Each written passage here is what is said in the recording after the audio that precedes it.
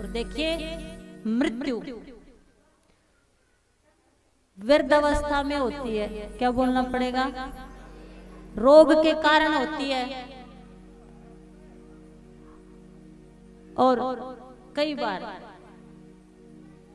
जो अकाल मृत्यु होती है, मृत्यु के कई कारण होते हैं।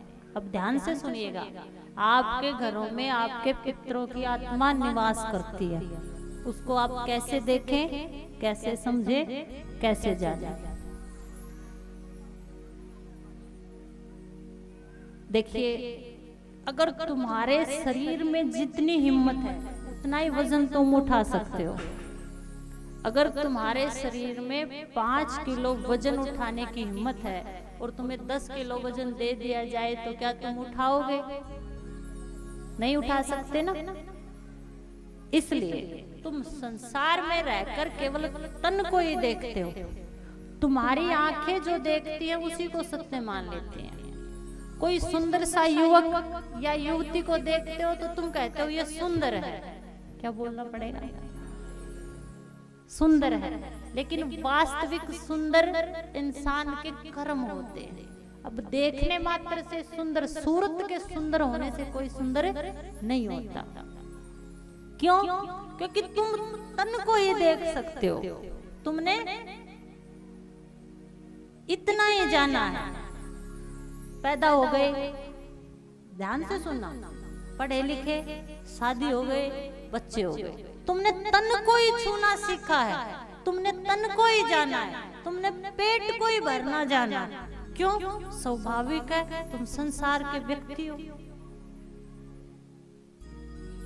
लेकिन इन चीजों को देखने के लिए तुम्हारे पास बहुत सी आत्माएं यहां भी बैठी हैं, लेकिन आप नहीं देख सकते। जब भी किसी की व्यक्ति की मृत्यु समीप आती है तो 3 दिन पहले उसे एक साया सा दिखना शुरू हो जाता है, क्या बोलना पड़ेगा, उसे एक गंध सी आनी शुरू हो जाती है। अब तुम्हारे पास बंगला है, गाड़ी है, पैसा है, सब कुछ है, लेकिन तुम्हारे अंदर बेचैनी है। तो चाहे तुम्हें कुछ भी दिया जाए और वो बेचैनी ना मिटे तो क्या तुम्हारे लिए ये सब सुखपूर्वक या तुम्हें अच्छा लगेगा? नहीं लगेगा।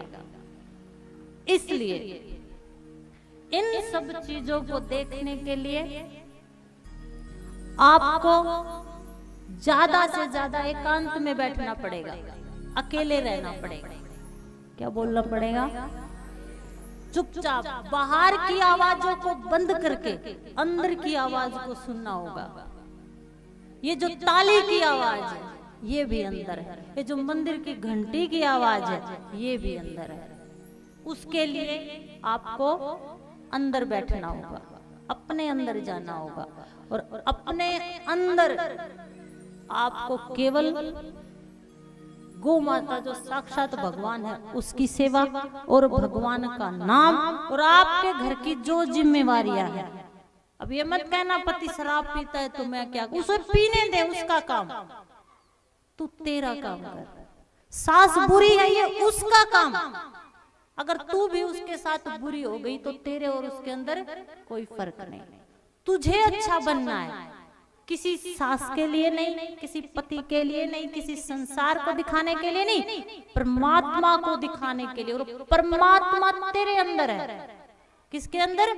तेरे अंदर है। और उसको जानने के लिए तन तन को देखता है, लेकिन इन आत्माओं को वही देख सकता है जिसे आत्म अनुभव हो। और आत्म अनुभव कोई छोटी बात नहीं है। आत्म अनुभव करने के लिए, आत्मा को जानने के लिए अपने आप को मिटाना पड़ता है। सावित्री ने पति सेवा करते हुए अपने आप को मिटा दिया था, क्या बोलना पड़ेगा। मीरा ने गिरधर को पाने के लिए अपनी सुध बुध खो गई थी। तुम किसी भी अपने पति की सेवा ऐसे करो जैसे सावित्री ने की, माँ बाप की सेवा ऐसे करो जैसे श्रवण कुमार ने की। गाय की सेवा ऐसे करो जैसे सत्य कामने की, अपने आप को मिटा दो, भूल जाओ। घड़ियां दिन महीने बीत जाएं, जब तन की शुद्धि खो दे वहां ये आत्मा की बातें शुरू होती हैं। लेकिन उसके लिए आप एक काम कर सकते हैं, जब तक आपके घर में आपके पितरों की आत्मा या पितृ शुद्ध नहीं होंगे, तब तक आपके घर में धन, व्यापार, बीमारियां ये सब नहीं आ सकती। और उसके लिए आपको क्या करना होगा? रोजाना सबसे पहले जब भी आप भोजन बनाओ, उन चीजों को आप कैसे देख सकते हैं, ध्यान से सुनिएगा। पहली बात तो डरना मत, क्योंकि आत्मा कभी किसी को ठेस नहीं पहुंचा जाए। क्या बोलना पड़ेगा?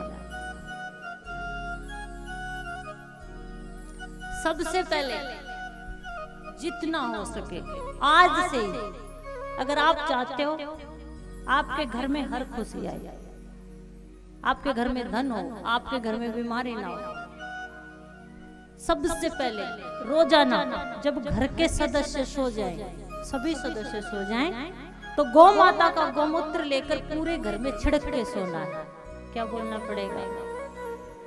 दूसरी बात, जब भी आप भोजन बनाओ तो भोजन बना के, पहले माताएं करती थी, अब शायद गांव में तो आप चूल्हे पे भोजन बनाते हो ना, तो भोजन बनाते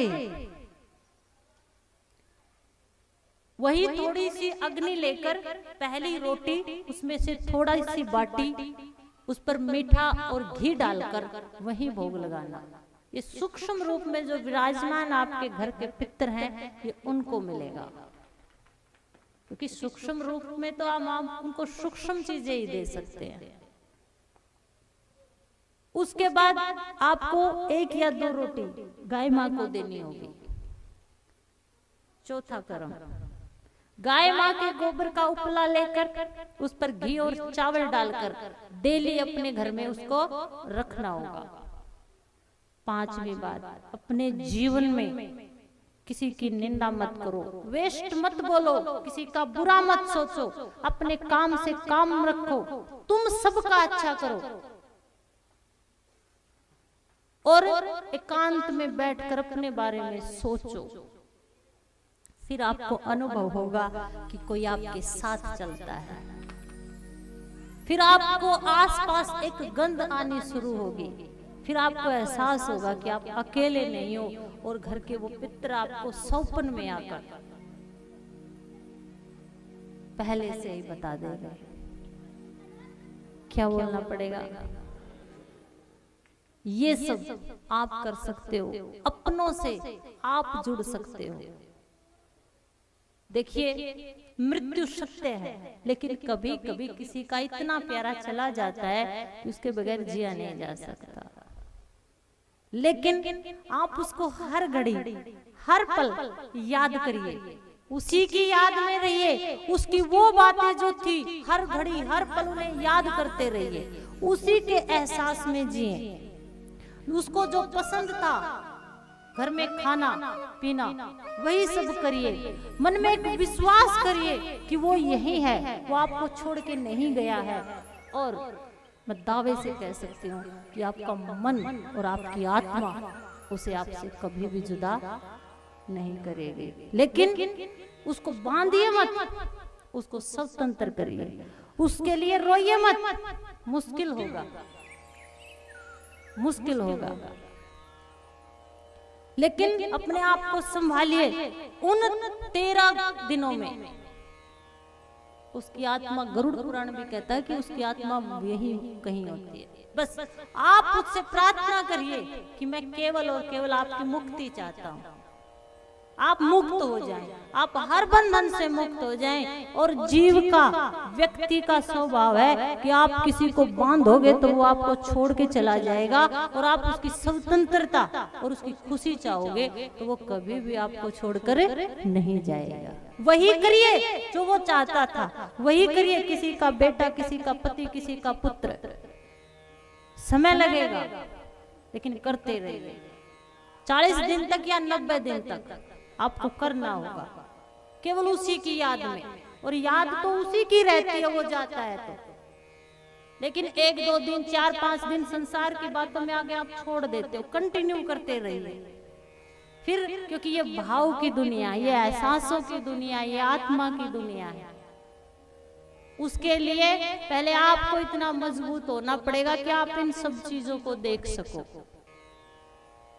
ज्यादा से ज्यादा अपने घर में गाय माँ के गोबर के उपले का ये काम, आपके घर को पॉजिटिव एनर्जी मिलेगी और उनमें पॉजिटिविटी आएगी तो आपके जीवन में भी सकारात्मक चीजें आएंगी।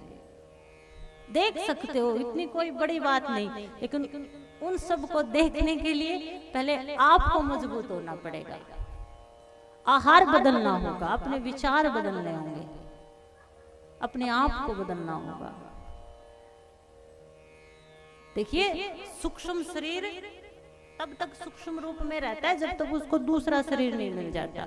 और ऐसे ही संसार और गुण धर्म जिस स्त्री पुरुष में मिलेंगे वो वहां जाके गर्भ में विराजमान हो जाएगा। आप अपने पति पुत्र दादा परदादा जो भी गए हैं, अगर स्त्री चाहे पुरुष चाहे तो उनको वापस ला सकती है, इतनी कोई बड़ी बात नहीं। लेकिन उसके लिए थोड़ा संसार से हटके, आपके लिए ये बड़ी बातें होंगी, लेकिन जिन्होंने जीवन में अनुभव किया है, वैज्ञानिक भी मानते हैं, धर्म भी मानता है कि आप यहाँ बैठे हो बहुत सारी आत्माएं, लेकिन आप महसूस नहीं कर सकते। क्यों? क्योंकि आप तन की दुनिया में खोए हो। ये बातें वही समझ सकता है जिसने अपनी जान से ज्यादा जिससे अपना माना और चला गया हो और जिसको अनुभव हुआ हो। 7 दिनों तक श्री सुखदेव जी परीक्षित को कथा सुनाएंगे। मरना तो परीक्षित को भी है, मरना तो परीक्षित को भी है, लेकिन कथा सुन सुन के उसने अपने आप को भूलकर गोविंद को अपने अंदर मान लिया है।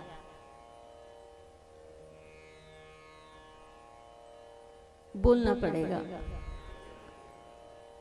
ये 4-5 बातें आपको ध्यान रखनी है। आपके जीवन में एक बदलाव होगा, ज्यादा नहीं 40 दिन तक ये आपको करना है। और हम आपसे कह रहे हैं करिए, आपके जीवन में सुख ही सुख, आनंद ही आनंद आएगा। क्या बोलना पड़ेगा? देह त्यागने से किसी की मृत्यु हो ये तो सब जानते हैं, लेकिन कई बार देह रहते हुए भी इंसान मर जाते हैं। ये सत्य है कि इस संसार में कोई भी परमानेंट नहीं है, सबको मरना है। आपने इस सच्चाई को देखा है। हर घर में मौत ने आकर दरवाजा खटखटाया है। कुछ भी कर लो, कितने भी यत्न कर लो, प्रयत्न कर लो, मौत आएगी। किसी ने बड़े सुंदर शब्दों में कहा है,